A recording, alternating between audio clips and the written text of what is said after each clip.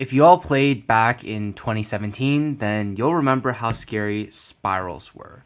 What is up, guys? This is tcgsam here, and in today's video, I'm coming at you guys with an updated spiral deck profile for the post-DUNE format. Like I mentioned, this deck was probably the best deck in 2017, but now with Quik-Fix off the ban list and at 3, I think this deck still has some potential just because of how powerful these cards are.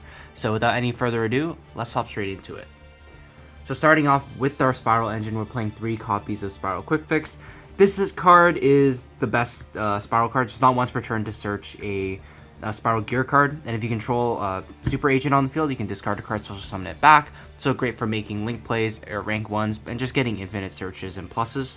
Next up is 3 copies of Spiral Gear Drone. So Gear Drone, when it's normal or special, lets you stack the top 3 cards of your opponent's deck. And the gimmick with this deck is knowing the top card of your opponent's deck, like what type of card it is, monster, spell, or trap. This, you can rearrange it to guarantee that not only they'll draw like a bad card, but also you'll know what the top card of the deck is, so you can actually play the rest of your deck. You also want to play 3 because it's searchable off a Quik-Fix and you don't want to run out of targets for those. And we play Machine Duplication, so you can still combo with this.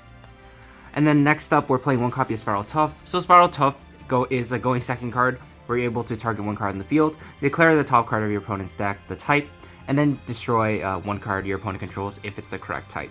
So this is great for going second, and your opponent actually just has to respect it, because if you call it right, then they can't respond afterwards, and yeah. You also have a card that prevents targeting on your monsters, which makes it very difficult for your opponent to actually stop a card like this. Next up, we're playing 3 copies of Spiral Super Agent. So this is the quote-unquote main card of the deck. A lot of the cards revolve around Spiral Super Agent. Its effect is great as an extender from hand if you know the top card of their deck, but it's also just built-in back row removal into the deck, which is really nice. So we definitely want to max out on that. And then we're playing 1 copy of Last Resort. So Last Resort is Spiral Gear you can search off a Quik-Fix. And you can equip it to a Spiral monster you control. It can't be destroyed by battle or card effects. And this is important to pair with a card like SPYRAL Sleeper. So SPYRAL Sleeper is sort of like the boss monster of this deck and the one that you're always trying to search. So what it does is you can banish 3 Spiral cards from your grave, special summon it, and then during either player's turn, target 1 Spiral card you control and 2 cards your opponent controls and destroy them.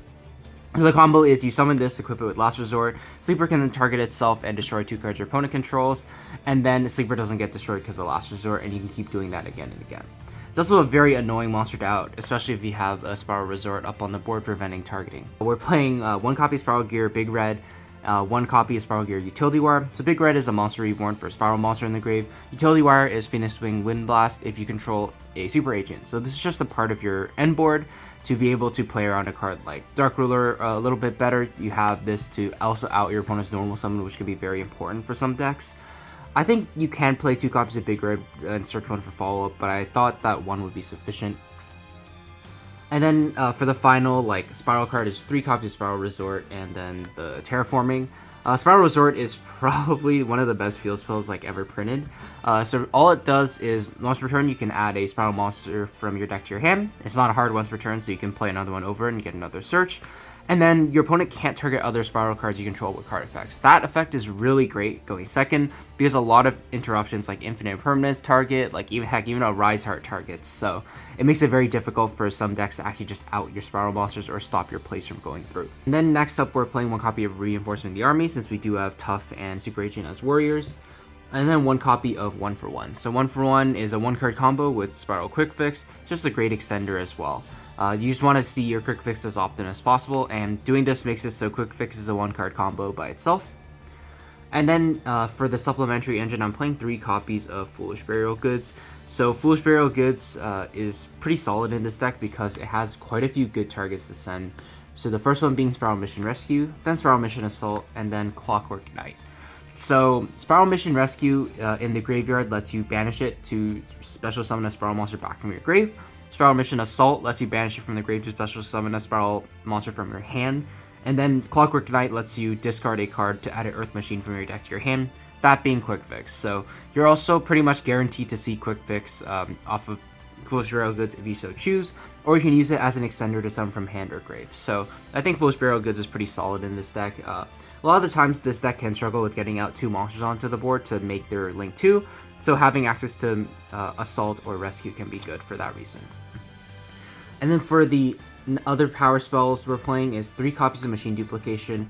So this is very good with Quik-Fix and Drone, and the fact that they're so searchable in this deck means you're pretty much always going to have this card live, unless your hand is really terrible. But the fact is, if this resolves, then you just get so far ahead, especially if you're doing it on a Quik-Fix. It's just almost impossible for your opponent to actually come back from that. Finally, we're playing 1 copy of Call by the Grave. You don't have to play this. You can play another hand trap in its position, but I figured with the prevalence of hand traps this format, it'd probably be decent to put this in to protect your double Helix from going through. And then for the hand traps, we're starting off with 2 copies of DD Crow. This is going to seem a little weird, but in this deck, DD Crow is actually searchable off of a rank 1 that we play in the extra deck, and we go into in our combo. So I figured you just always want to have one in deck to get for free. It's not a terrible card either. As a hand trap, you can hit stuff out of the graveyard, which is good against most decks aside from like Kashtira. And then for the other hand traps, these can be whatever you want. They can be board breakers as well, but I chose to go with 3 Droll, 3 Ash, and then 3 Infinite Impermanence. So pretty standard hand trap lineup. These are probably just the best hand traps this format. But like I said, you can play whatever board breakers or hand traps that you want in this position. Moving on to the extra deck, we're playing 2 copies of SPYRAL Double Helix. So Double Helix is sort of the main monster of this deck. It's treated as super agent on the field, so it works with like your Quik-Fix and your other Spiral Gear cards. And then you can call the top card of your opponent's deck, and then if it's correct, you get to add a Spiral monster from your deck to your hand, or special summon it to a zone it points to. This is great because you guarantee yourself a sleeper every single turn, and that's sort of what you're trying to go for with this deck. Just set up a sleeper that's hard to kill, set up a little bit of something else, and then just have a bunch of like hand traps or follow-up. So you're playing like, kind of like a mid-range strategy. Just having the second one as an option is great. And then for the other Link monsters, playing 1 Relinquished Anima, because we are playing level 1s. You can play Link Rebo instead, but I don't think Link Rebo's effect really comes up that often. I think Anima's probably going to come up a little bit more to punish players who don't play around it. And then for the Link 2s, you're playing 1 copy of Masquerena. You can end on this in your end board pretty easily, since this deck is very good at putting like bodies onto the board, which is also why we're playing like Cerberus and Unicorn. You could play Nightmare Phoenix over this instead, but I wanted to go for this because you already have ways to pop spells and traps with Super Agent. I thought Cerberus might be a bit better to like beat out those like monster heavy decks. And the fact is, you're able to put so many bodies on the board, and you have great arrows with a card like Double Helix, meaning you can start like co-linking your guys and then linking them off and getting draws every time, which is just incredibly strong when going second. So that's going to do it for the Nightmares, and then we're playing 1 copy of Apollousa. Apollousa is great for going first. We're able to end on it pretty often because, like I mentioned, we have a lot of different monsters that we're able to put out onto the board. And then for going second, we have Accesscode Talker, just link climb, and then just OTK your opponent. That's kind of the deck's game plan when going second. And then we're playing 1 copy of Underworld, Goddess of the Closed World, so this can be a good IP Masquerena target, but also just helps you out those problematic monsters like a Pearly Noir or whatnot. You just don't want to lose to a card like that.